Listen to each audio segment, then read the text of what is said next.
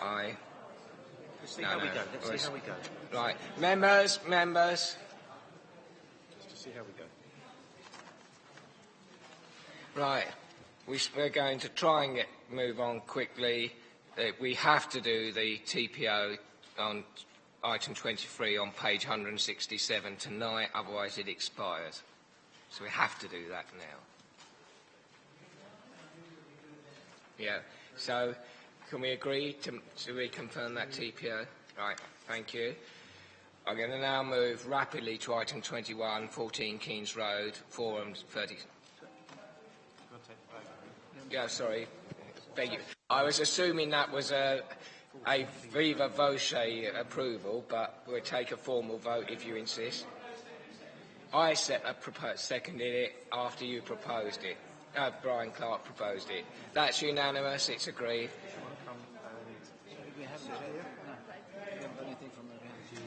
Martin, Shalina, are you voting for this TPO to be reconfirmed or not? Yeah, that's what I thought, yes. But I had a challenge on that. Standing orders allow a verbal vote to be taken if no one dissents, which is what I did. But there we go. We move to 21, page 140. Is anyone wishing to speak to this? Otherwise, it's a starred item. This is Headcorn. Right. In that case, I move the recommendation on the papers. Is that seconded? All those in favour? Right. Right. Anyone against? Abstentions? Thank you. Right. Trying to get rid of some. Moving to item 20, 27 Pudding Lane, Maidstone. Change of use from a tattoo studio to a 24-hour private minicab firm. This is in my ward. It doesn't raise any issues. Does anyone else wish to speak to it? Page 136. I move the recommendation. Anyone in favour? Everyone in favour of that recommendation? Thank you. That's unanimous. Right, we got rid of a few there. I now move very quickly to, I hope, to item 16, page 40, which might be a little more contentious, Gibbs Hill Farm, Grigg Lane, Headcorn. The officer introduced the report, please.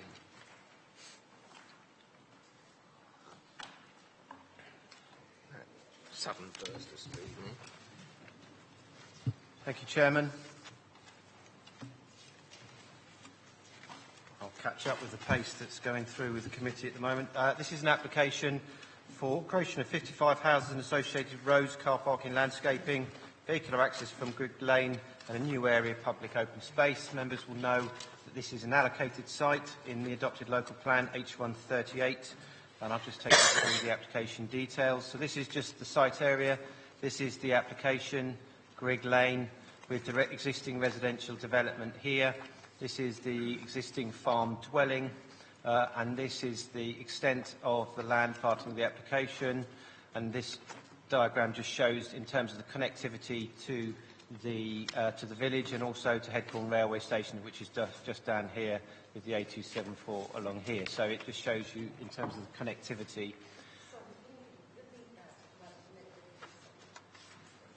This is an overall plan that shows the proximity of this to the main village and also to the Headcorn station. That's all I'm commenting on. Obviously in this you've got the Hardwicks, you've got the GP surgery right opposite the site, you've got glass houses over here, so it just gives you a context of the site. Slightly closer view of the site, the existing residential development down this western boundary, access in approximately this location here, just opposite the doctor's surgery with the newer residential development of Hardwicks. And obviously you've got residential development contained to this upper half of the site, denoted by this area here, and then you've got the public open space down to the lower part of the site, the 1.18 hectares as set out in adopted policy OS 111. So this just gives you the context in terms of the SP7 policy, and obviously this is the application site here. which is formally set out in Policy H138, as I previously referred to, and Policy OS11, OS111, again, which allocates 1.1 hectares of open space. So this is the application site. Now turning to the photographs, you've got the doctor's surgery on the left-hand side over here, the application site over on the right, and the access is just directly opposite the doctor's surgery here, in approximately this position over here. This is towards the farm access. This is the existing farm access, and that's going out of the village, and obviously in this direction that's heading towards the village. You can see there is an existing opening here that was created relatively recently. That's not the opening that's proposed to be used. The other opening, as I said, is behind the photographer further away. So in terms of looking at the site, this is looking towards the eastern boundary. So this is the existing farm dwelling with its agricultural units, and beyond that you've got the glass houses which are not part of that farm holding. And then I'm just going to move in a panoramic clockwise direction around the site very briefly. This shows the southern boundary. So these two key trees here denote the area, the extent of the housing development. And then obviously as you extend beyond that point, you've got the 1.18 hectares of public open space, which obviously has the interconnectivity potentially to the adjacent existing residential areas. So again, moving to the western boundary, this is the existing residential development. And again, you've got the lane just off to the right-hand side here and showing the existing boundary treatment. And again, this is just looking back towards the northern boundary. And in terms of, you've got Brig Lane just over here. And then this is just panning around the site, showing along that site frontage, showing existing boundary treatment. And there's reasons why I'm showing these photographs. Is obviously the applicant seeks to bring the public footpath within the site to retain that existing boundary hedging. So then we're looking at the southern corner. So this is now in the open space, looking back towards the development. You've got the existing residential development, the existing edge of the village here, but obviously in the adopted local plan now, this edge now extends further out along that boundary that I've just showed you. So then this is just looking over towards that development, the existing residential development at the edge of the village, and then it's just looking along that western boundary again. So in terms of the access point, this is the proposed access point. The tree officer is here, as I said, as a result of lots of discussion and negotiation when the application first came in. Quite significant amendments and changes have been made to the scheme. One of those includes also the access, which was previously going to go and take out some Grade A oaks. In terms of there is the issue of the access within the RPA, the root protection area. However, the horticulture officer has assessed that and considered that to be acceptable. Those details are set out in your report. So this is in terms of the overall layout of the site, just picking up some key elements within that site. You've got potential pedestrian links down here in terms of Locks Yard, and obviously in terms of potential, my understanding is this is the parish council land up here, but again, as per the policy, there is potential, and Osenity potential is set out in the policy from Sharpsfield, which is obviously this area here. So the layout has been designed to allow permeability to the adjoining sites, and I would just point out, I'm going to go back to this area here because it's quite an important aspect. This footpath has been purposely brought within the site, so it retains that existing boundary hedging here. So you'll see the footpath runs along here and then joins up with the existing footpath there. That's purposely been designed in to make sure we can retain those important hedgerow character features. Again, this, as part of the overall policy, 1.18 hectares of public open space with elite provided in site, SUDS features here, an informal play area, pitch provision here, and as I said, most of the design of the units, they're facing along the main routes. You've got the overlooking of the public open space here, so houses front out this way, looking over this way. You've got houses that front onto Brig Lane, and then you've got a general perimeter block format, so houses sort of look out of the site. And obviously then you've got retention of existing landscape features, and so you've got some quite prominent trees on the site which are now subject to the TPO. As I said, that was part of the negotiation of the application with officers. In terms of the issues, in terms of this just shows the internal layouts not proposed to be adopted, again, to take heedance of this very edge of village settlement, so you're not getting in terms of public lighting.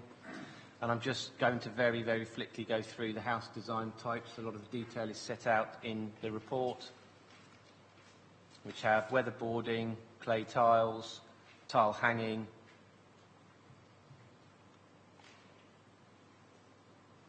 Unfortunately, the street scene pictures haven't come out particularly well, so I won't go into it. I think I'll finish on those details. So I think in terms of where I'm sitting at, in terms of this is an allocated site in the adopted local plan, as I previously said, H138. It provides 1.18 hectares of public open space. It provides the approximate housing numbers as set out in the policy, approximately 55 dwellings.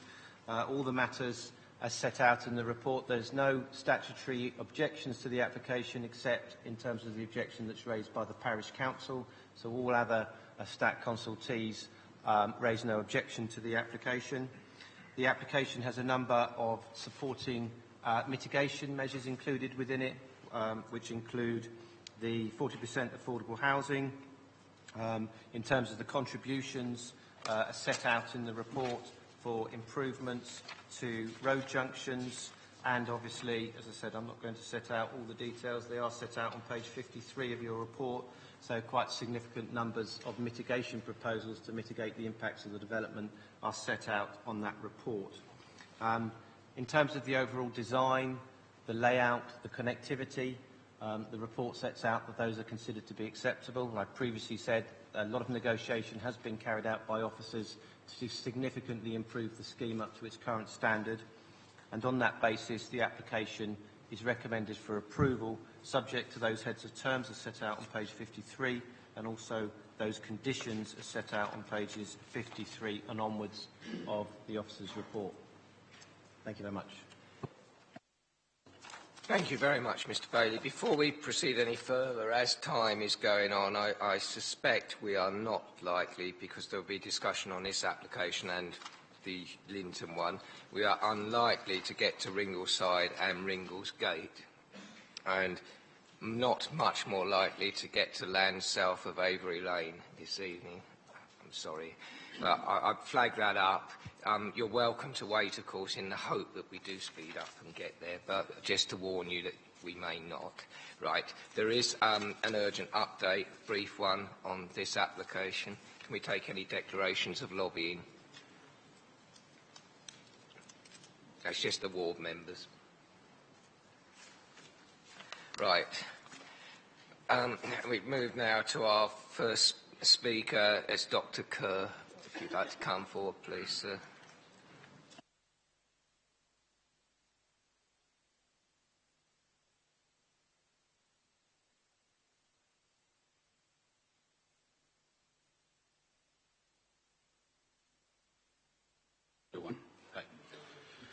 Good evening, councillors.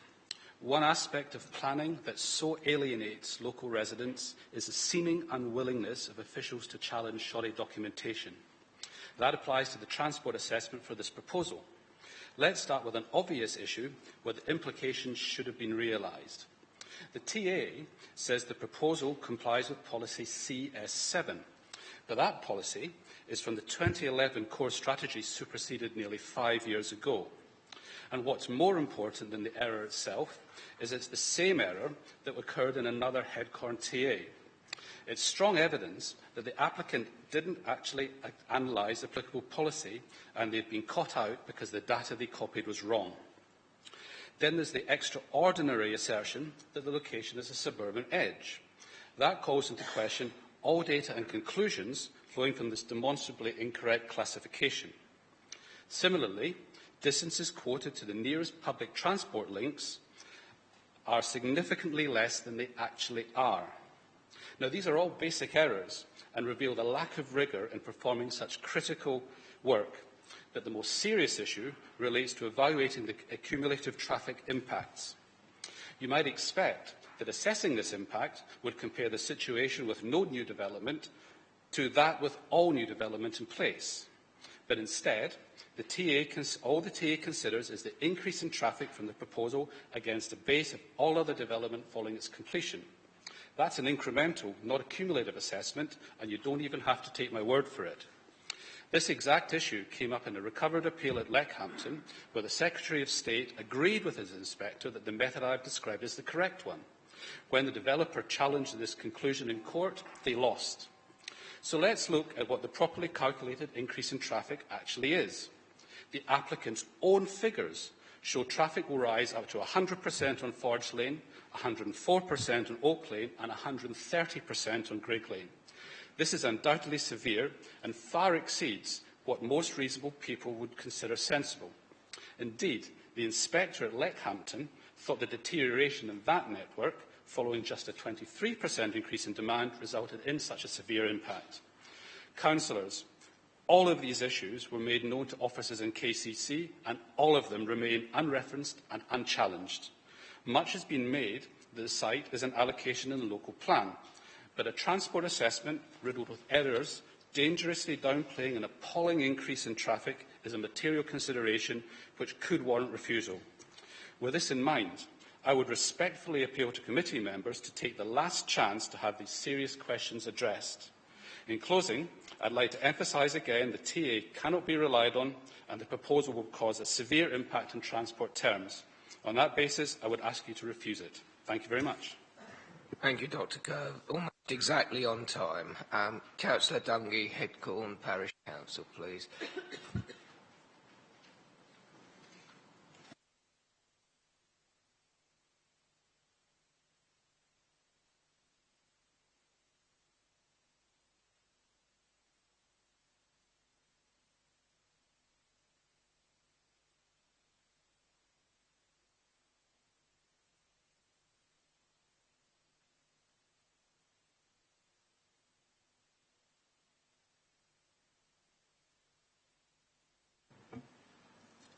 Good evening, Chair, Committee.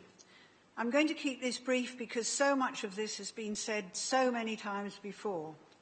The adopted local plan gives the delivery of new dwellings in Headcorn at approximately 423. In the period to November 2017, Headcorn have actually delivered a total of 522 dwellings, increasing to 577 if you were to include this application. The only reason given for this oversupply and front-end loading of unallocated sites was the lack of a 5-year land supply in the borough. With confirmation of a land supply in excess of 5 years, why are Headcorn being forced to take another 55 houses in the current plan period, even though this site was strategically elected by the LPA? The Headcorn Neighbourhood Plan firmly rejected this site as it is not sustainable and scores poorly in the Levitt-Therival site assessment. Furthermore, a comparison of the sites that come forward for inclusion in the local plan using MBC's own sustainability appraisal demonstrates that this particular site is less sustainable than 203 unallocated sites within that appraisal. Unallocated sites that have a combined yield, so I'm told, of 22,140 houses.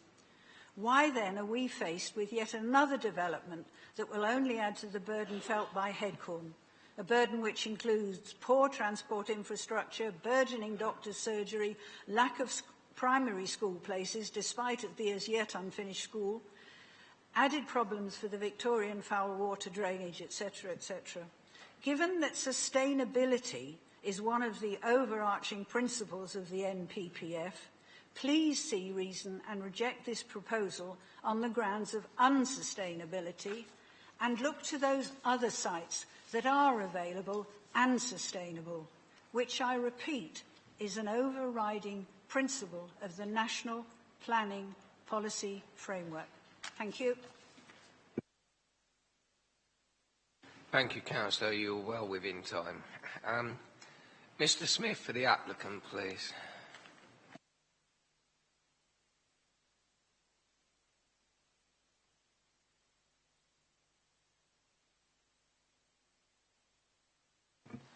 Thank you, Chair. On behalf of Persimmon Homes, thank you for the opportunity to address the committee this evening. You've already heard about the proposed scheme in detail, therefore I'm not going to repeat what you've already heard. Instead, I'd like to emphasise that the proposed scheme will create a high-quality development that is in accordance with the Council's planning policies. The applicant acknowledges that housing development in Headcorn has been a controversial issue in recent years, and the committee should note that the site was first discussed in parallel with representation submitted with regard to the new local plan. We propose more homes and a larger area of public open space, but the scheme has since been amended to reflect the final versions of policies H138 and OS111, as well as the new development management policies. Two-storey detached and semi-detached houses at a density of 31 dwellings per hectare reflect the form of the existing residential development to the north and west of the site, whilst care has been taken to retain all of the trees that are covered by the tree preservation order, except for one that needs to be removed to make way for the new entrance. The layout includes 40% affordable housing provision and is supported by the borough's housing team in terms of the mix of rent and shared ownership units. The appearance of the new homes uses a palette of materials that is in keeping with the appearance of the surrounding area, and it reflects the wider Kentish vernacular. Tile hanging and white weatherboarding in particular will help create a sense of place. The area of public open space will be an exciting new facility that serves the whole of the village, not just the residents of the new homes. In addition to the natural and semi-natural space that is sought by the allocation in the new local plan, the scheme will also provide for an equipped play area, an informal football pitch complete with a pair of goals, a small car park to serve visitors, and a footpath link that heads towards the existing street at Locks Yard. A substantial native hedgerow will surround the space, and some 80 new trees are shown on the landscape master plan. At the opposite end of the site, the existing belt of trees that face towards Grid Lane will be strengthened with new trees to fill the gaps, plus understory planting to create an attractive frontage to the new homes. The character of Grid Lane as a rural route will be maintained, with a new footway running to the south of the trees, so that it's not necessary to fill in the ditch or add a new curb to the edge of the road. A number of planning obligations have been agreed in order to address the demand for services and facilities that the new homes will generate, including the public open space and health and affordable housing that I've already mentioned, and plus financial contributions towards healthcare, library and community learning in the village, expansion of Headcorn's primary school, secondary education, and adding traffic lights to the crossroads at the north end of the village. The scheme will also secure upgrades to the bus stop nearest to the site and creation of a zebra crossing at Wheeler Street, close to the railway station. To conclude, the application of planning permission proposes to create a high-quality scheme of new homes that will be in keeping with the character of Headcorn, a new area of public open space that will serve the whole village and includes a range of planning obligations to ensure that infrastructure issues are addressed. The application is compliant with the policies in the new local plan, and as such, I trust that you will find the proposed scheme to be acceptable and you will concur with the case officer's recommendation and approve the scheme. Thank you, Mr. Smith. Right, as a number of points raised at the beginning about the transport assessment, I think that's as good a place to start as any with county highways. Thank you, Chairman. Yes, the application was accompanied by a transport assessment, and this was the subject of thorough review by the Highway Authority, as is the norm. The transport assessment has achieved the fundamentals in terms of demonstrating that the site can be suitably made accessible, and it has also quantified the impact of the development and, where necessary, shown how that impact could be mitigated. Now, the cumulative impact of this development alongside other housing growth coming forward in Headcorn was referred to, and the approach that the applicant has taken really, and certainly what we would regard to be most important, is to actually test the highway network under most stress so that the impact can then be identified and any mitigation brought forward as is appropriate. In this particular instance, the mitigation that is required is at the A274 Crossroads junction with Moat Road and Kings Road, where we have specified the requirement for a Section 106 contribution towards the upgrading of that junction with traffic signals. I think it's fair to say that on the local roads in the immediate vicinity of the site, there will inevitably be traffic increases. So it boils down to looking at the crash records of those roads and understanding whether there are any capacity-related constraints. Now, in this particular instance, the crash records of the local roads is very good, so there is no fundamental highway safety concern. And the transport assessment has tested the key Oak Lane junction onto the A274 and demonstrated that that can accommodate the impact of this development. So, all in all, there are no grounds on which to sustain a highway objection to this planning application. Okay, thank you very much, Mr. Wright. I'm turned to the ward members and ask which one of them would like to commence.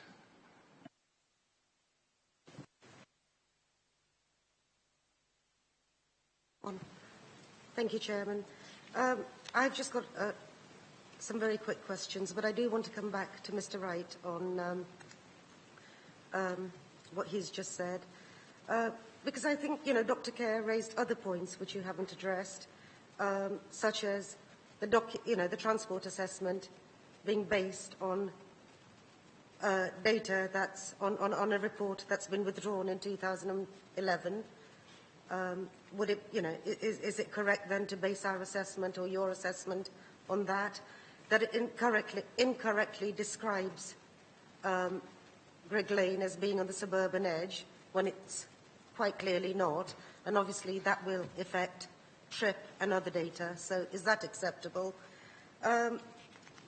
Also, I know you answered the Leckhampton case, but in this case, I think Dr. Kerr pointed out that on just one road, which I think is the Grigg Lane Delta itself, the impact is over 100%, 130%. So is that acceptable when the judge on the Leckhampton one considered 23% to be severe? I'd just like some clarification on those. Ask if Councillor Round has any highway questions. Could it be more convenient to take them to... I think it's probably unfair of me to actually ask highway questions, because I actually live in Oak Lane at the end of Grigg Lane. And quite frankly, traffic is like water. It gets thoroughly blocked right in front of my house. Okay, Councillor Round, I apologise if I put you on the spot there. I did not mean to do so. Mr. Wright. Yeah, what we're essentially saying is that the transport assessment is a compliant document, so there were no fundamental flaws as far as we were concerned. The extent to which it references other historical documents, I don't think carries great relevance here. We assess it on its own merits as to whether it is a valid assessment of impact. So that is what we have done in this instance. So we're content on that basis. The point about trip rates and the suburban definition, the way that the applicant has approached this is in line with common practice. So they have used a database of comparable development sites from elsewhere in the UK as a means of estimating the trip generation from the development. So, there are locational characteristics that have influenced their site selection. We have reviewed those as we normally would, and we regard them to be an appropriate basis for assessment. As I said earlier, the development will generate traffic, and it will increase traffic flows on local roads. There's no getting away from that. What we look at are the site specifics, so the crash data and the assessment of impact on individual routes, including capacity modelling of individual junctions. That is what we base our conclusions on. So I think the case that was referred to, I think, again, would have limited relevance in this instance because we are focusing on the site-specific characteristics here. Okay, thank you. Do ward members have any further comments? I understand this site is in the local plan and we have to judge it according to our development plan unless there are any other material considerations, correct? Mr Bailey, whilst you were giving your report, you spoke about the connectivity and you spoke about access through Locksyard and Sharpsfield. In this report at 7.16, it says quite clearly that the access via Locksyard is subject to legal rights, so we can't guarantee that that will be delivered. And also, it says quite clearly, access to Sharpsfield is also not possible. So it doesn't, as it stands, meet the criteria set out in H138 when we talk about connectivity, and especially connectivity to the transport links, because we're talking about moving bus stops, we're talking about access to the stations, so there are fundamental problems here. But what I really want to, so you can, I just want to have another question. I'm curious about what Councillor Dungay spoke about regarding the sustainability criteria, because I was reminded of the Cheal appeal that was heard recently, land north of Lenham Road, where the inspector refused the appeal on the grounds that that location did not meet the sustainability criteria as set out in the NPPF, which we agreed with. We supported that during the appeal. But this one scores even lower. So how does that sit within the sustainability criteria set out in the NPPF? I'll deal with that question first, because members will be very aware all allocated sites go through a strategic SEA. So in terms of all those issues have been dealt with, and they have been scored, they have been rated. This site is included in the local plan, therefore by definition it has been said that it is a sustainable site by definition, because it's gone through that SEA, it's gone through that strategic level, and it's now been an allocated site. So in terms of an acceptable location, those criteria have already been set. The relevant scoring criteria have already been done for those proposals. So you couldn't now turn round to say that this site is not sustainable, because it's a site that's an adopted site in the local plan, which has been through a very, very rigorous process already that members in this room have all been part of. So dealing with the second question, you are right to say in terms of point 4 of policy H138. But as I said in my presentation, and my understanding is that this piece of land is owned by the parish council. That's my understanding, and I'm sure the ward members here will correct me if I'm wrong. So in terms of what this scheme does, it does what it says on the till. It facilitates, on the tin, sorry, it facilitates that permeability into the site, because obviously, if you can see on here, you've got roads that lead right up to those boundaries. So, and in terms of this area from Locksfield, you know, in terms of this, it facilitates that access. Now, if that piece of land, and I say I'm only saying question here, if that is the parish council owned land, and if the parish council wish to facilitate that access across that land, it is their land, this scheme enables that to happen. Likewise, this scheme enables that to happen in this area here. But obviously, the applicant is only in control up to the red line boundary of that site. So in terms of what it does do, it does facilitate permeability to adjoining areas. Okay, I don't see anyone else indicating to Councillor Harwood. Thank you, Chairman. To move things on, I mean, this is an allocated site, and it's quite, dare I say, if there are an innocuous allocated site, this is one of them. However, where there is a concern is in relation to the southern boundary. And that southern boundary, which looks out onto the Sherway and the valley there, and where you do have runoff issues, where I am concerned about this rather large area as it's shown. I think we need to beef up the landscaping scheme to interject, to be assured that we get something like a 10-metre width band of planting along that southern boundary, because of the way that the lie of the land there, because of the proximity to the SUDS feature, there is going to be very little infiltration into the very clayey soils here, so we need to get as much vegetation in as we can. And I think that will have both flood attenuation benefits, air quality benefits, but also it will soften views into this development from the Sherway direction as well. So I'm prepared to move that we grant permission as per the papers and acknowledging the urgent update, but with a small change in that we detail in the landscaping scheme that we require a 10-metre buffer of native shrub planting along that southern boundary edge with the Sherway field. Thank you. Is that seconded? Councillor Mumford was first. Do you wish to speak?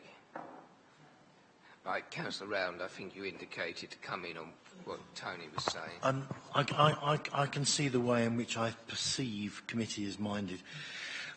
So on the basis of that, on the basis that the parish council do own some land that's adjacent, and that there are a few issues that I would like addressed, I would like to think that the developer can actually form some form of working group to assist and take this process forward, should we be minded to approve. There are some small issues. I must confess I'm somewhat biased in the fact that I do live at the end of this road, where traffic and transport does worry me. Having said that, there are a number of other concerns that are fairly small, but when I consider where we were with this about 3 or 4 years ago, I have to commend and congratulate the developer for coming up with a far, far better scheme than they originally came up with. In fact, the scheme I originally saw, I was quite shocked and upset by, but this is far, far better, and I would, given that it is in my backyard, then this becomes a lot more acceptable in the circumstances. Having said that, I'll raise some of the concerns, but I think we can address some of them if we did have some form of working group. But given such a large play area and potentially a football pitch, that will attract a lot of people. In attracting a lot of people, I suspect they'll attract a lot of cars even further. They're going to drive through that housing area, or they're going to park up in Sharpsfield or Lock's Yard. These are the small issues that do need to be addressed because, again, it comes back to traffic and parking issues. I don't think they're that problematic, but I think they need to be addressed. I think we need to examine them. So I'd like to think that those issues are considered. Councillors Harwood and Mumford, are you minded to allow some form of monitoring stroke delivery on some of the detailed points in your recommendation?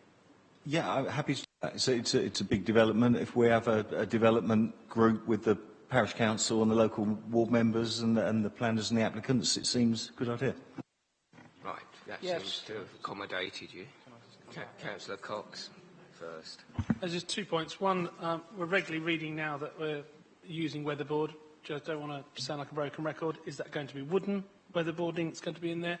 And also, I see that the open space, our parks have said they don't want any contribution. Is it going to be MBC that's going to be looking after this open space, or is it the parish? If you'll see, sorry, Chairman, there are conditions looking at the long-term management of that open space because of that. At this stage, that's not defined, and that's not uncommon in lots of other developments that we have. So there are conditions to require details of how that's going to be managed in perpetuity within the scheme.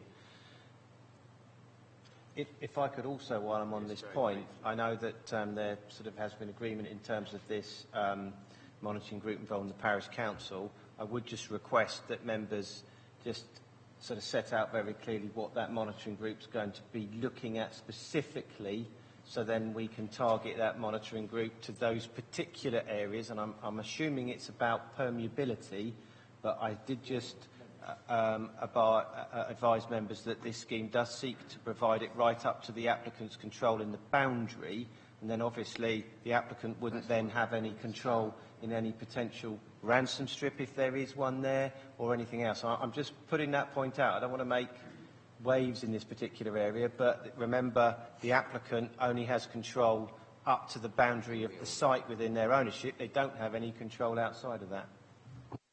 Right, permeability, stroke connectivity, that's one thing. And Well, I think, you know, having a discussion about it won't do any harm because I'm cognizant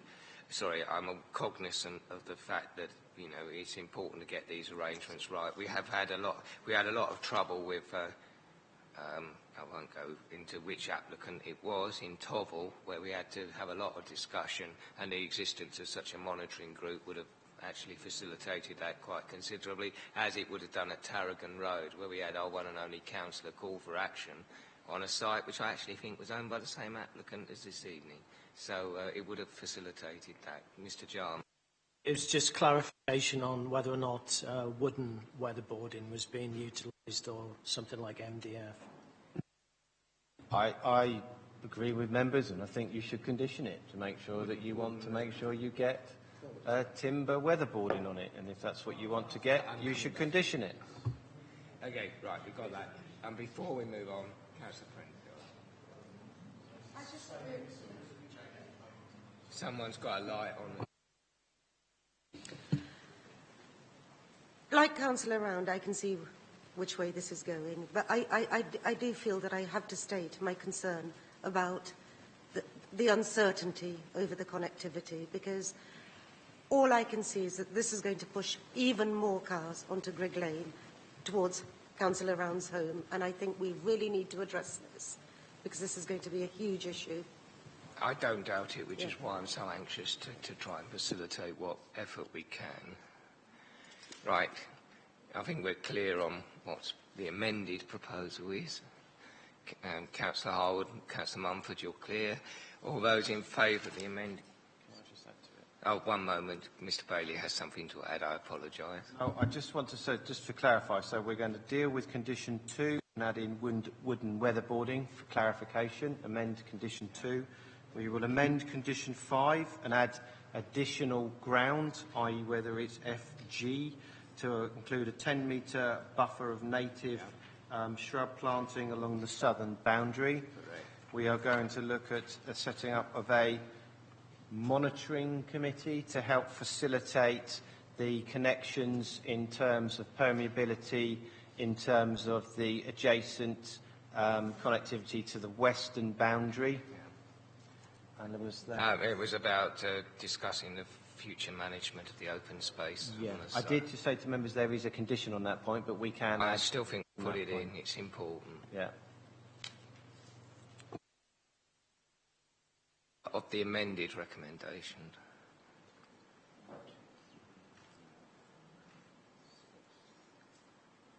Are you voting, Councillor Spooner, or scratching your head?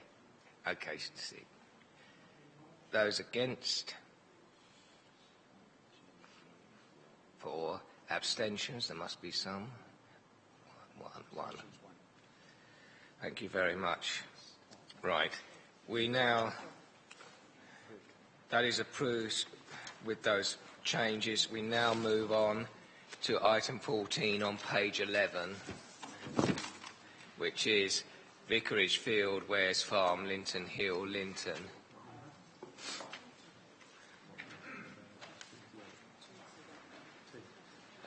And,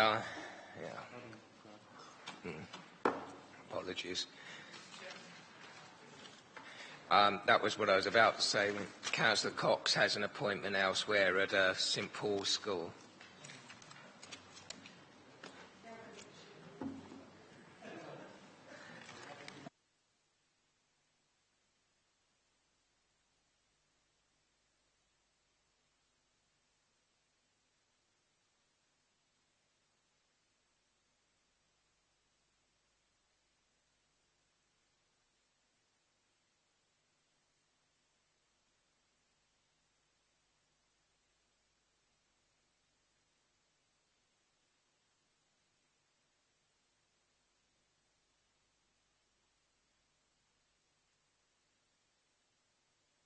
We move rapidly on to, or not that rapidly, but we move on to Vicarage Field at Wares Farm, Linton, which I suspect may be the last major one we do this evening, but we will try to move as quickly as possible. Thank you, Chair. This application for Vicarage Field is for the construction of 13 dwellings on this existing open field. The dwellings consist of 3 5-bedroom properties and 10 4-bedroom properties. The site is located 480 metres to the south of St Nicholas Church in Linton. The eastern half of the application site is within Linton Conservation Area. In terms of the photographs, the site is looking along the front boundary, looking north, with the application site on the left-hand side. You see the front boundary of the site is marked by a relatively low hedge. This again is along the front boundary inside the site with Linton Hill on the left-hand side. Inside the front boundary again, looking in the opposite direction with the footpath alongside the northern part of the site, just visible in the distance there. Linton Hill is off to the right-hand side of that image. This is the footpath running along the northern boundary. This is a view from the footpath, looking across the site towards Linton Hill. You can just see a car on Linton Hill in the distance there. This image is of the children's playground, which is to the rear of the site. Property in Cornwallis Avenue, visible in the background there. A further image from the rear of the site with the rear boundary and the playground off to the right of that image. In terms of the site layout, you have Linton Hill on the right-hand side of this layout drawing, Wheeler's Lane along the bottom, Cornwallis Avenue along the left-hand side, with the site access here, and the sort of pond in the corner of the site.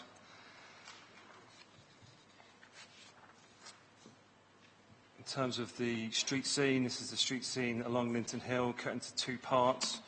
The top image, you have Wheeler's Lane on the left-hand side. The first 2 houses are existing houses, and then you have the side elevation of plots 9 and 10, and then going along the front elevation of plot 6 and then plot 1.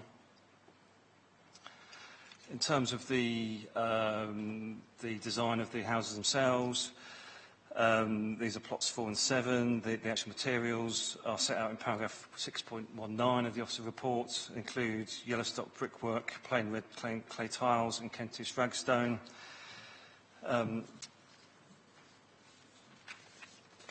The site was considered for housing as part of the Council's call for sites in 2014 and again in 2016. Whilst at that time the Council did not have a 5-year land supply, the site was rejected due to the location in the open countryside and that housing would have a harmful impact on the open character of the countryside. This is set out in paragraph 607 of the Officer Report. Circumstances have now changed and the Council can demonstrate a 5-year land supply, and as a result this site is not required to meet need. The Council's reasons for refusal are set out on page 27 of the report, include the impact on the open character of the countryside, the unsustainable location of the site, and finally the absence of a legal agreement to secure mitigation for the harm to infrastructure. Members' attention is drawn to the urgent updates that include an assessment of the requests from Linton Parish Council for a number of highway improvements.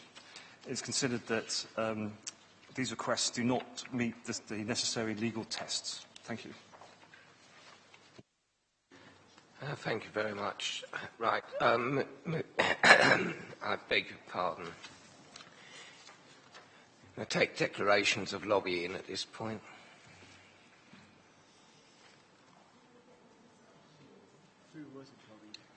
Councillor Bolton has mysteriously been left out.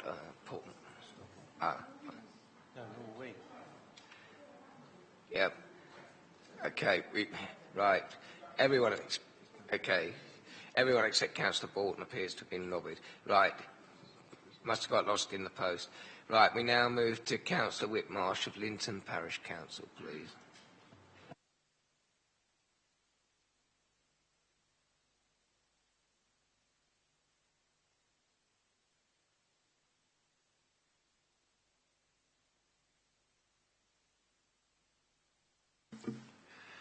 Well, Chairman, members, good evening to you. The Planning Department has had this application in their hands for about 18 months now, and I have about 6 days to read in response to this and 3 minutes to talk to you about it. I will do my best. The first thing I want to say is that Linton Parish Council supports this application and would like to see it approved. We don't believe there are any serious environmental concerns attaching to the site. That slide is not the same as the one in the papers you've had.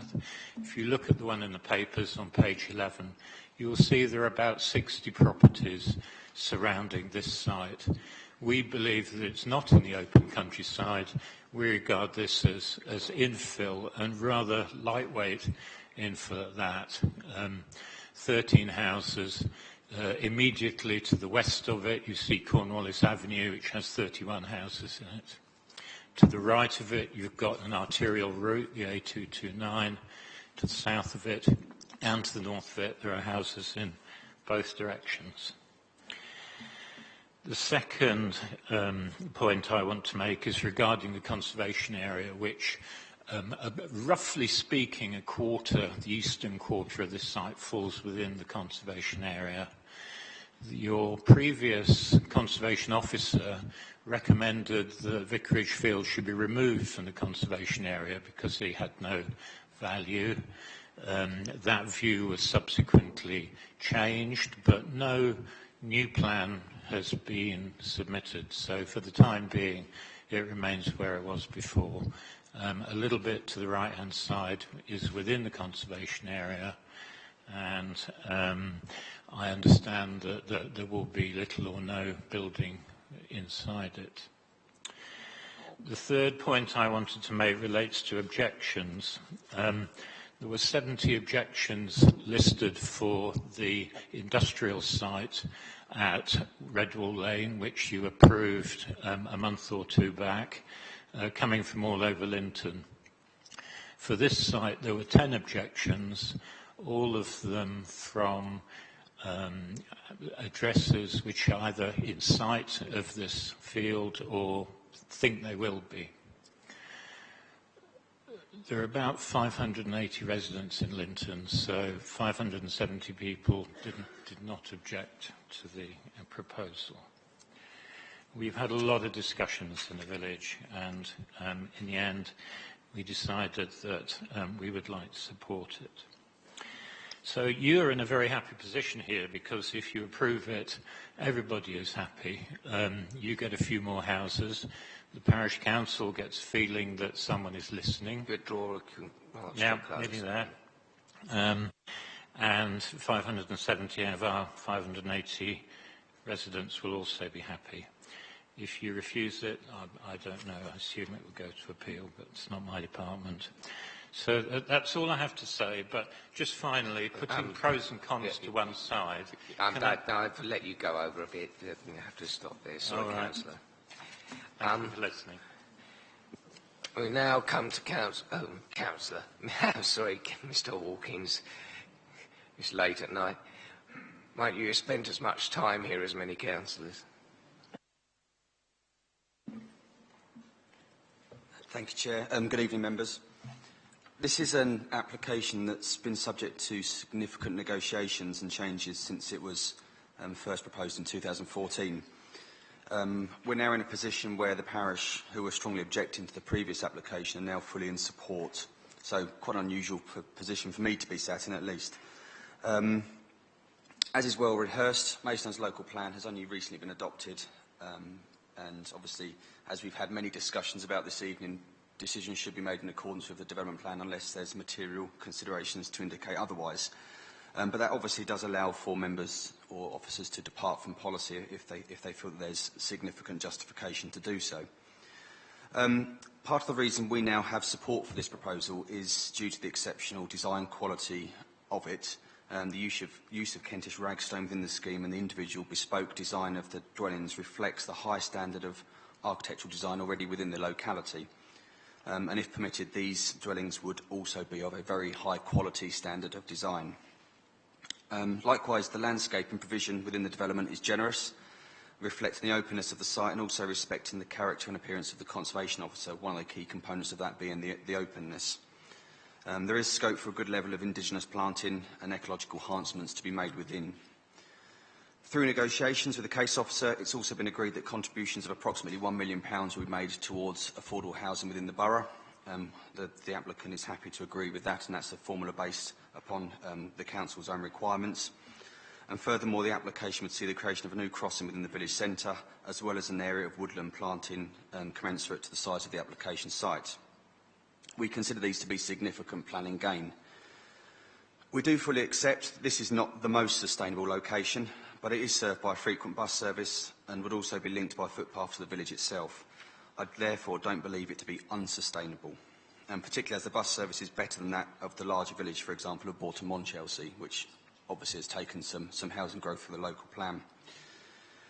Given this is a departure from the development plan and we believe to be a balanced case, we fully accept that members, should they be minded to grant consent, may require or wish for conditions and the heads of terms to be reported back to committee. We'd be more than happy for members to have that involvement to secure the high quality that we are proposing be incorporated. I can confirm the materials, design quality and landscaping. The applicants are more than happy for that to be of the highest possible standard. There's scope to do that there, and it's hoped the lobby material that we've submitted proves that that's the intention on this particular site. As I say, we fully accept this is a balanced case, but we believe that there is a possibility to achieve a scheme that will not be harmful and has local support, and with that involvement will have a positive impact upon the community and locality as a whole, and we hope that you're therefore able to support it. Thank you. Thank you, Mr Hawkins. Councillor Brian Mortimer, please.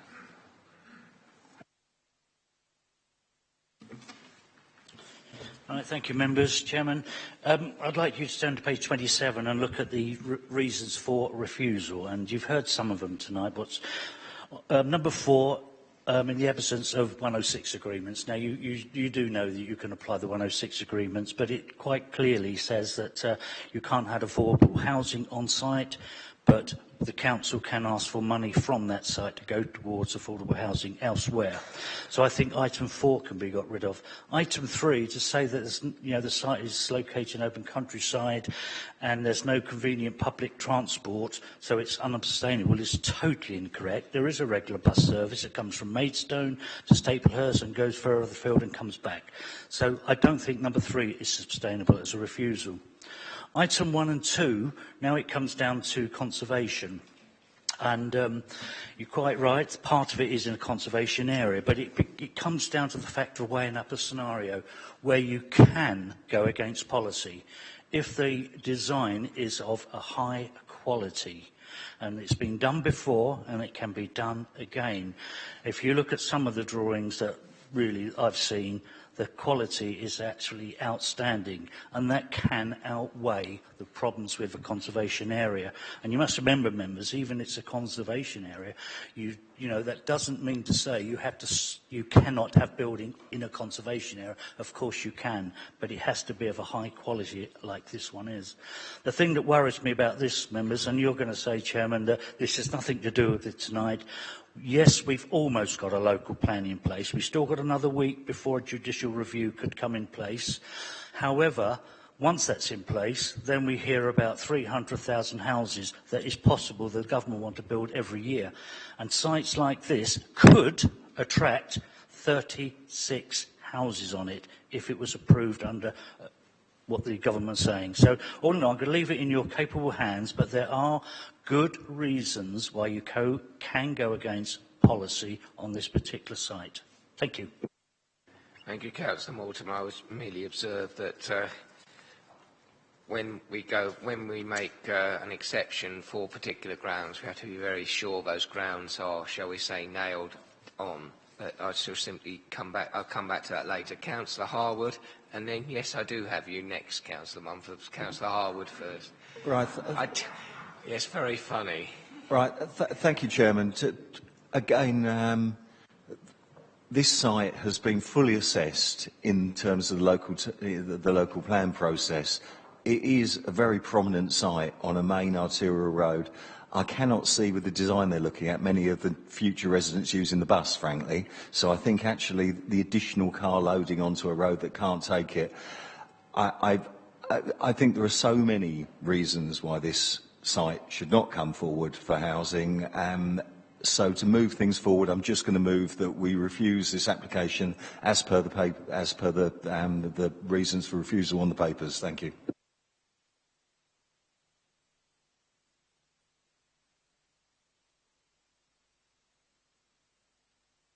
I'll reserve my right, Chairman.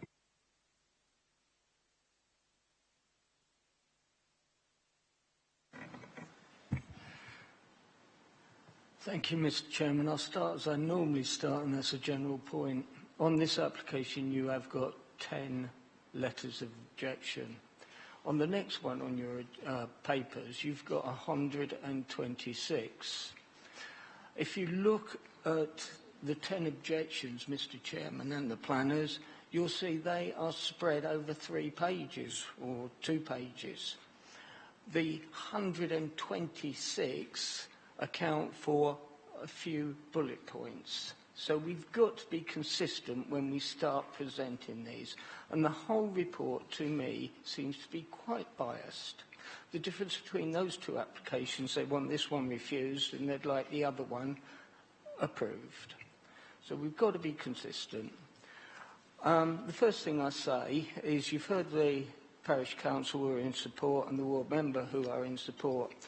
There was an Act of Parliament, and it was called the Localism Act, which allowed communities to decide where development took place. And that was a major thrust in that legislation, and we seem to have forgot the Act. First thing that you would need to look at is the need. When I was first made, some idiot voted for me to be a parish chairman. I looked at all the other parishes and saw what I could gain from them. I looked to Linton and I decided it was a main road and they were surrounded by houses. The village is a main road with houses around it.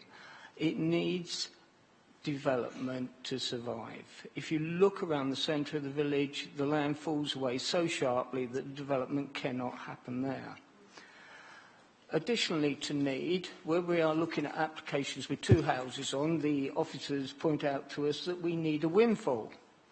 Well, they don't point it out on these papers. There is a need for a windfall. And if we go back to the SLARs or whichever letters I can't remember, we did a survey on types of houses.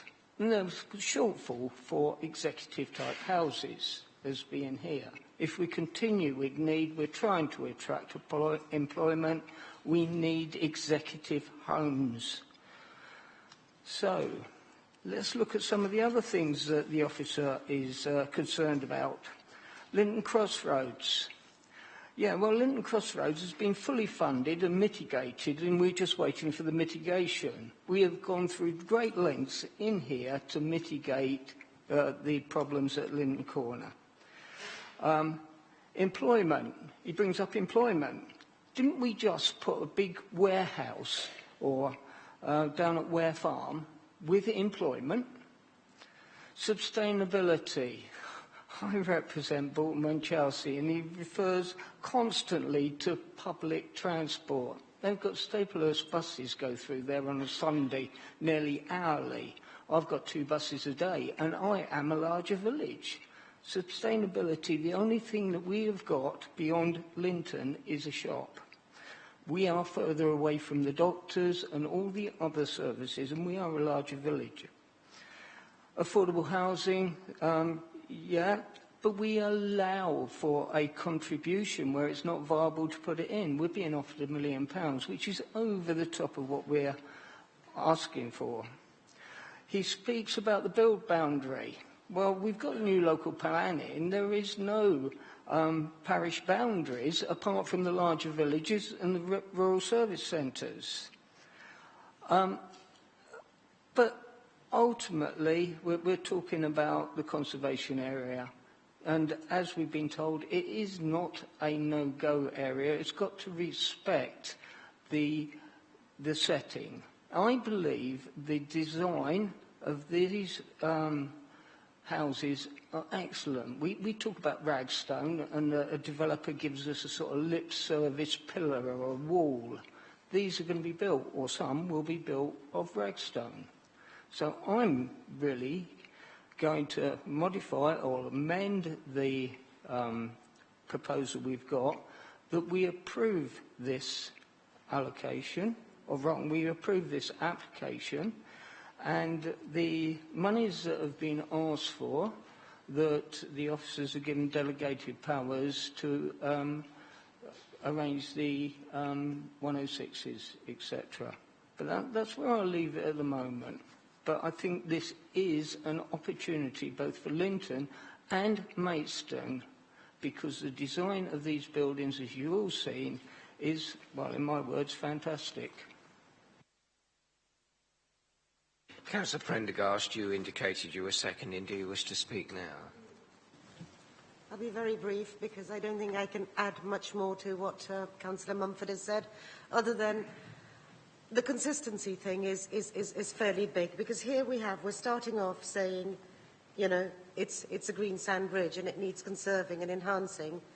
I just cannot understand why the green sand bridge in Linton is different from the green sand bridge in Oakham. But having said that, I do think that this is right for approval because the social benefits clearly outweigh any harm, and it has a lot of support locally. So yes, I'm happy to second this. Thank you. Thank you very much. Councillor Porter, I will come back to you. Thank you, Mr. Chairman. The first thing I should say is that maybe 580 people in Linton and 10 people have objected that, but that doesn't mean that 570 of them are in favour. I think we need to be careful of these as well. And Councillor Mumford is right when he says, looks at the objections, and often the quality of objection is just as important as the quantity of them. As well, because as we are a regulatory committee, we've got to have solid grounds for refusal. And I think we've got to bear in mind with this is that it is not a sustainable location, as far as I can see. Councillor Hall's right. I don't think many people are going to get on the bus who are moving into these very nice homes that are in the very nice book that's been sent to everyone but me. And it is out on a limb. And the thing I've taken from what I've sort of heard so far is that is an exceptional design quality enough to trump the impact that it will have on the highway network and so on and so forth? And I don't think that alone is. It does seem as well that this development of 13 homes is sort of being used for a highway improvement for a crossing in Linton Village as well. And though I'm not sort of familiar with the history of the site, planning history of the site, which obviously extends over a number of years, it is in the conservation area too. And there's a final point that Councillor Mortimer brought up as well about sort of what happens if the government sort of says that we need to build more and more homes. Well, there's lots of ifs and buts in that, and I don't think we can sit here as a planning committee tonight and make decisions based on what the government may or may not do in the future, because we have no idea what our next housing target will be in the next local plan. No idea whatsoever, and we can't be making we've got to make decisions based on the planning applications in front of us, not the fact that actually there may be a planning application coming further down the line with more dwellings on them. We're not in a position to do so. It's not the role of a planning committee at all. So I do sympathise with the arguments. I can accept that that we do need to find windfall sites somewhere, and that they sort of take on a very different sort of evaluation than the sites that are in the local plan. I fully accept that, but For me, this isn't a sustainable location, and it's located in the conservation area, and I haven't heard enough for us to be able to deviate from policy. So, based on that, and it is quite a tight call, I'll be supporting Councillor Harwood's, what was Councillor Harwood's motion tonight. Right. Did you want to come back briefly, and then I'll move to Councillor Round? Could I, just a number of points that have been raised. I'd like to come back in terms of Councillor Mumford. We do have a specific policy in the local plan, DM5, which looks at how we're going to try and meet our windfall site allocation, and that is a specific policy on brownfield land that seeks to try to deliver those issues over the planned period, because I know we're looking at a planned period in terms of this issue. I'd also like to raise members' attention to your statutory duty under Section 72.1 of the Listed Building Conservation Areas Act 1990, which requires you, as you're all aware, the MPPF is a material consideration. Listed Building Conservation Areas is statutory legislation. That requires you to have due regard to the character and appearance of the conservation area. I take you back to what is the character and appearance of the conservation area, and then I take you back to the Linton Conservation Area Management Plan, and then I take you also to the issues in terms of the Linton Conservation Area Appraisal, which effectively embodies what is the character and appearance of those areas. Now, what that clearly sets out, and what the SPST committee did agree previously, is an extension to this particular area to cover this whole field. Now, the SPST committee have agreed and give a resolution to this authority, delegated to the head of planning, to extend the conservation area. So I'm trying to put in terms of the context, if you've got a site, if you've got a character in Section 72.1, which is an open area that contributes to the character, which is supported by your own appraisals that have been adopted by this council, then in terms of my view, it's difficult to come back with a view to say, in terms of the statute duty is complied with, when you've got these evidence about which is showing you how this site contributes to that character and appearance of the conservation area, and members have already resolved to extend that area. So I'm just trying to put that in terms of the context, in terms of the statutory duty under Section 72.1. Thank you. Thank you. I think Councillor Round. He hasn't spoken. Thank you, yet. Chair. Actually, now having heard other councillors on the matter, and particularly having heard Councillor Mumford, I don't really have a lot more to say because, quite frankly, I love good design. And this, to me, looks like good design. And whatever one says about policies, we do need housing, we do need a good windfall, and this seems to provide very good design properties for what I believe to be certainly very justified in the marketplace. Councillor Clark, briefly. Thank you, Chairman. We do have a 5-year housing supply. This is not an allocated site. The recommendation is for refusal. We would really have to have an exceptional need to go ahead with this site. And I do wonder, yes, the design of the houses is beautiful, but is that really what we need? Is that the housing that we need going forward? I do agree with Councillor Harwood. Every single person that lives in these houses will need to get into a car just to buy a loaf of bread.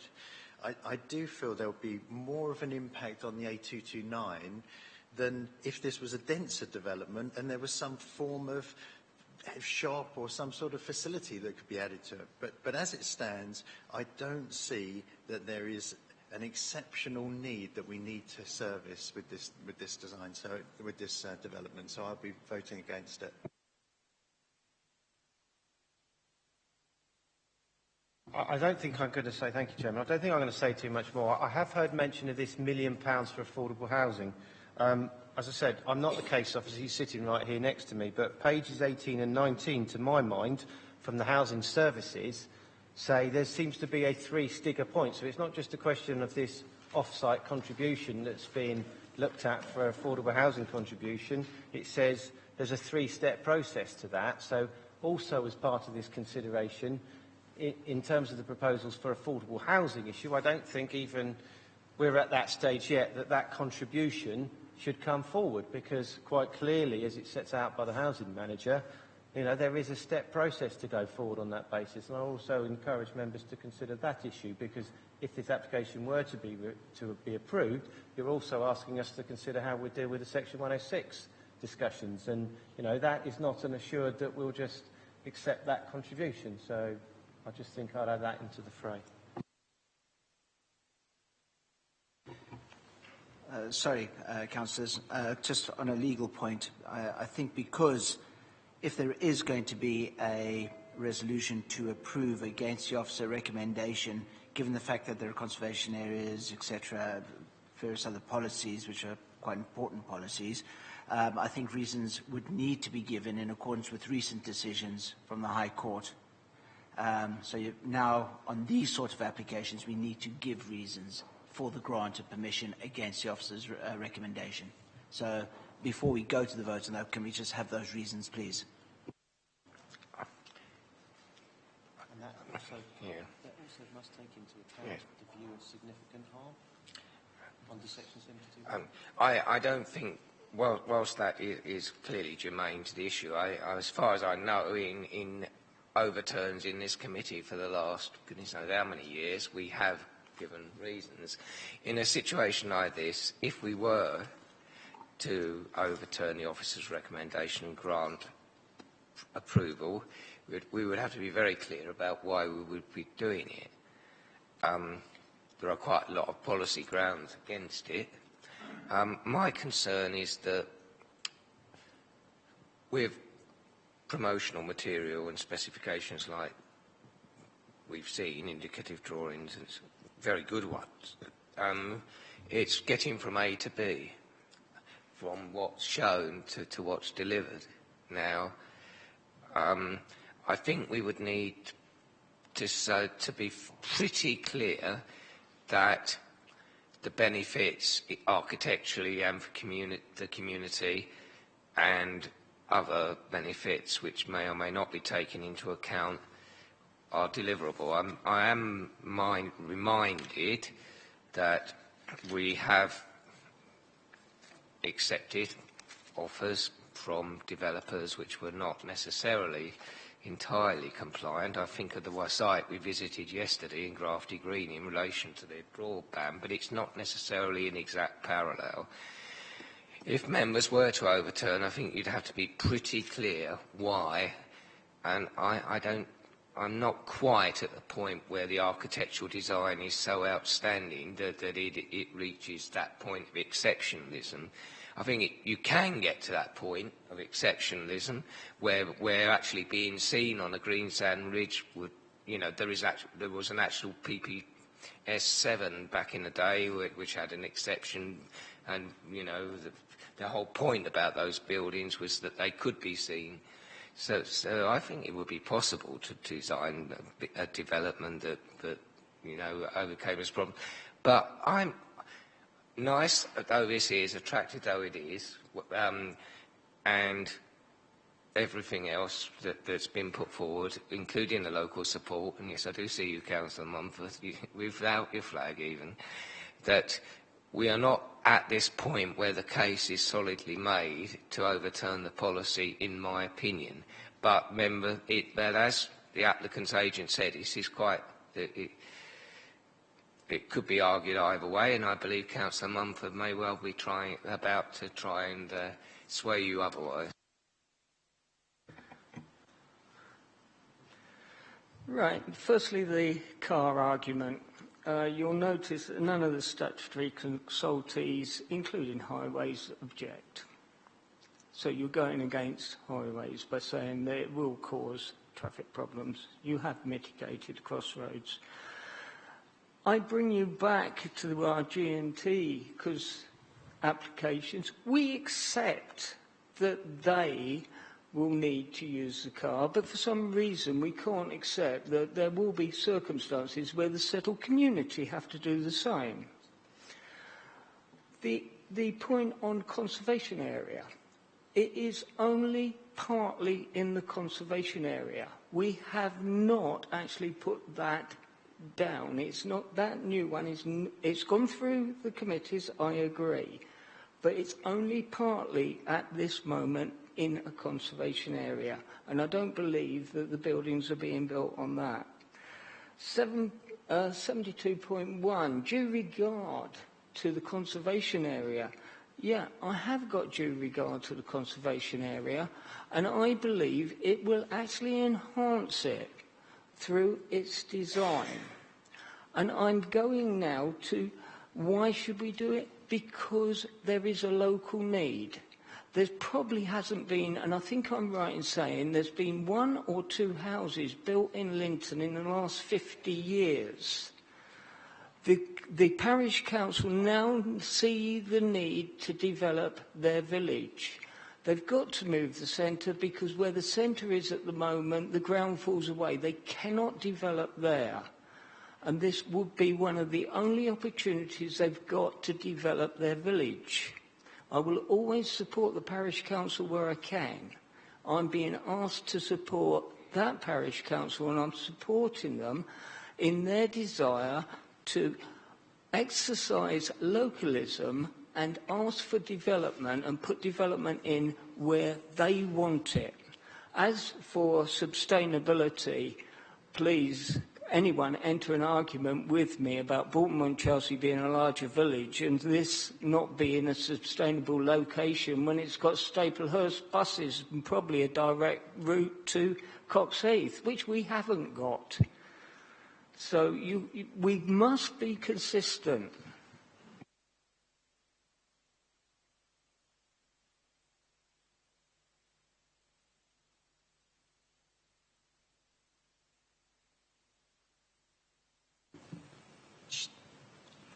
Chairman, given the circumstances and with Councillor Mumford's agreement, is there scope to defer this for one cycle whilst we thrash matters out?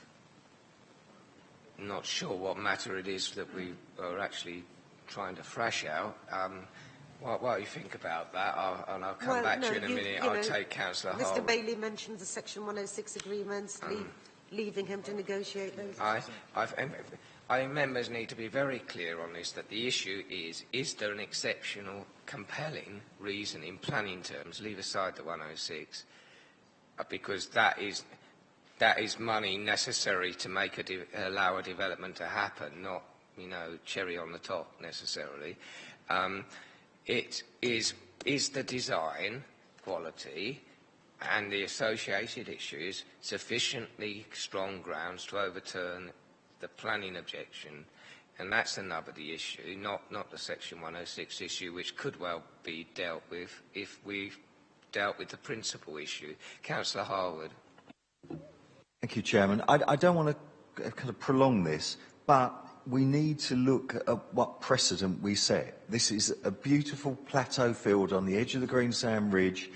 If we go into every village and say, oh, there's a field here, we can put 14 executive homes or 13 executive homes, just so it becomes in below the level where you have to provide any affordable housing and you have to provide any open space, even though it's a big field.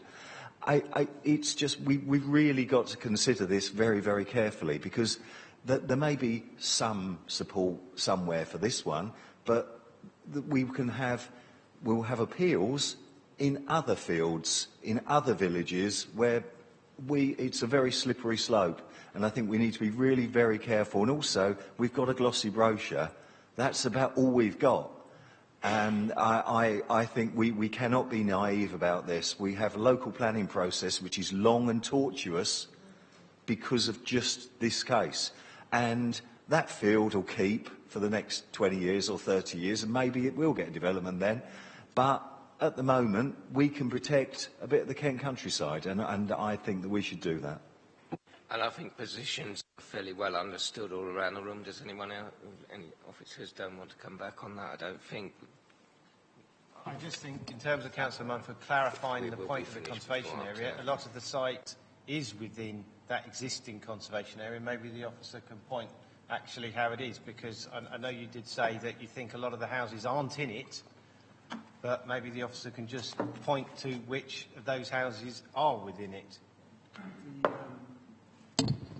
The boundary at present runs up from the side of the open space on Wheeler's Lane, so it runs up the eastern half of the site. So I'd say what 6, 7, 8 houses are actually in the boundary at present. Okay, right. Okay, it's a very clear issue, members. It's been proposed. It was originally proposed and seconded to refuse. It was then moved to grant consent, and I would like to just run over the proposed grounds for overturn before we go any further.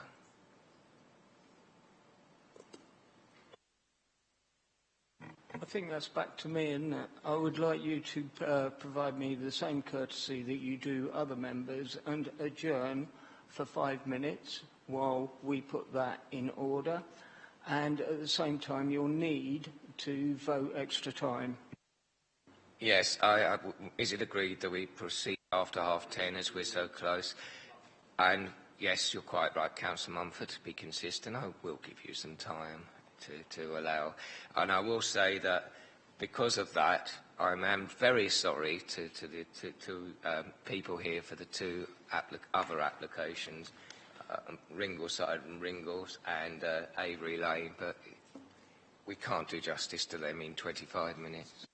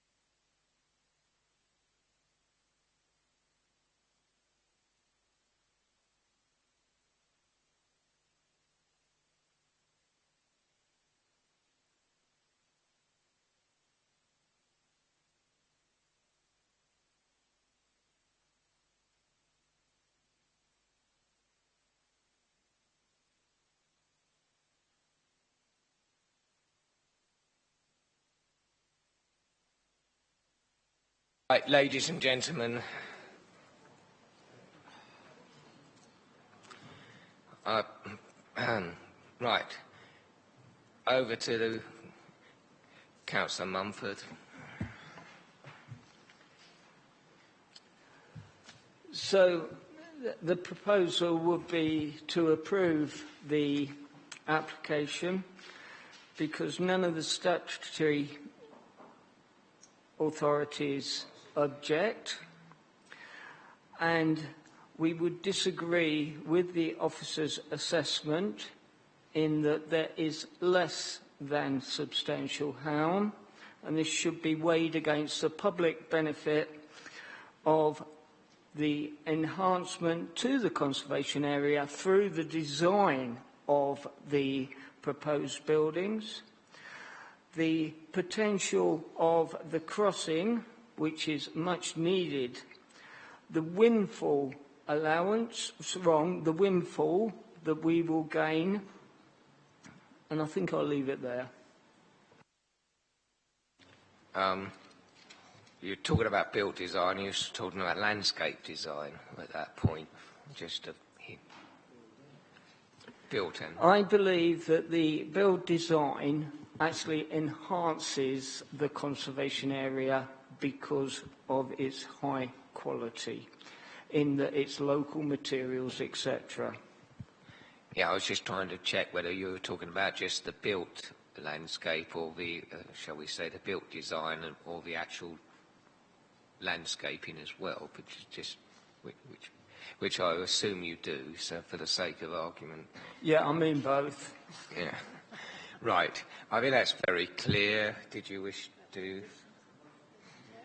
No members are late, but it's an important decision, this one, if I'm honest. In terms of the stat consultee issue, obviously that wouldn't be an issue, obviously, for members to overturn a decision just because there's no stat consultee objection on that point. I have to point that out. If, you know, the officer's clearly said that he considers, and the conservation officer, substantial harm arising from the development. So clearly, if you're saying that you disagree with that statement, which effectively requires paragraph 133 to be applied, which is a much higher threshold test, you're saying that you consider there to be less than substantial. Now, you can say that, which has a much lower threshold and public benefit test. I would turn around to say that I think it's quite difficult to turn around to say it enhances the character if you've got an open field, which part of its character is open, and then to turn around to say you're going to enhance it by putting houses in it. It's quite difficult to turn around and say it enhances it, but I have to give my office a recommendation on that I don't think it does. You've said the public benefit in terms of some of the crossroad issues. I think that was an issue that was raised. Obviously, the officer said this site is pretty distant from that. It's not directly related. Therefore, in terms of the SEAL 123 test, does that apply? The officer's view is obviously it doesn't apply and it's not directly related to this development. So therefore, it's difficult to say that's a justification. But I won't go on too much more on those grounds. But if members decide to go with that, then obviously you've had my view. I think it's very clear both sides of the argument have been set out. I'll take the vote on the amendment to grant consent. But before we do that, do you need any suggested conditions if it were to go through? Yes. If it is going to be approved, can I ask that delegated authority be given for the officers that it is subject to a Section 106 and conditions? Now, obviously, what that does mean is that there is this issue of the affordable housing, and okay, all right, James is going to. Sorry, I think because if members do approve it, I don't think this should be a delegated approval. I think if members do approve it, it should come back to this planning committee because, quite frankly, there will be discussions on that 106 that, assumptions have been made in this room and glossy leaflets that we haven't seen as officers, unfortunately. So I don't really know the detail of that glossy brochure. So, quite frankly, I think it would need to come back to this committee to see whether they accept it. I would agree with that. Right, okay. Hang on, can I agree to that? Yeah. I do. Right. Those in favour of the recommendation as put forward with the arguments supporting it.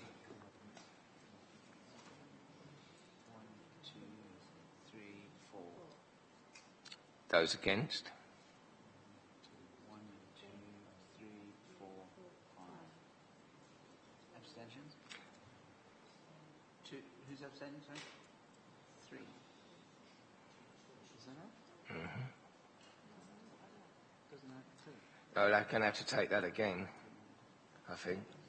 We've seen the... 4 for the... No, 4. Vote again, because we got the numbers wrong. All those in favour of granting consent? 1, 2, 3, 4, 5. 5. Right. Those against? 1, 2, 3, 4, 5. Abstentions? Right.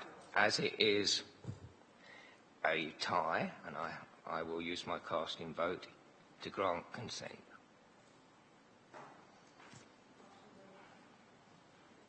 That's approved.